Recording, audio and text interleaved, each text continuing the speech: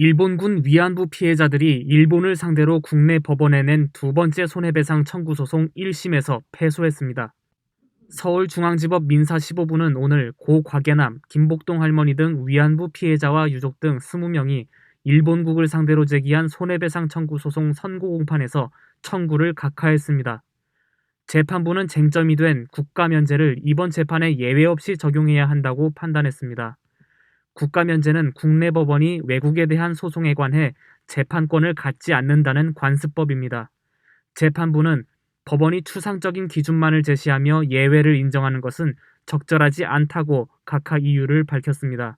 지난 2015년 한일 합의로 피해자 일부가 현금 지원을 받은 점도 판단 근거였습니다.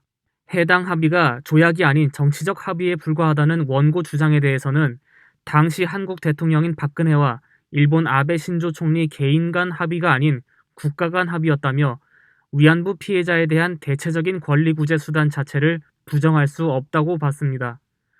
재판부는 이후 한국 정부가 화해재단을 통한 피해자 지원금을 일본 정부에 돌려주지 않았고 해외 대부분 국가가 2차 대전 당시 개인이 입은 피해에 대해 국가면제를 적용한 점을 추가로 인정했습니다.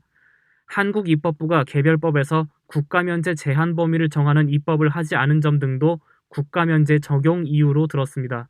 재판부는 지난 시간 대한민국이 국내외적으로 기울인 노력과 이로 인한 성과가 위안부 피해자들의 고통과 피해에 대한 회복으로서 미흡했을 것으로 보인다며 이 법원은 피고의 실체적인 청구권을 부정하지 않는다. 2015년 합의로 모두 해결됐다고 보지도 않는다고 말했습니다.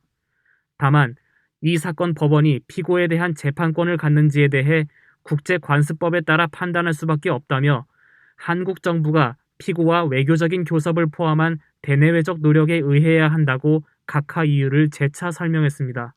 선고 직후 피해자 이용수 할머니는 재판 결과와 상관없이 국제사법재판소 판단을 받겠다는 입장을 내놨습니다. 저 결과가 좋게 나고 나쁘게 나고 가네. 국제사법재판소로 갑니다. 피해자들은 논의를 거쳐 항소 여부를 결정할 방침입니다.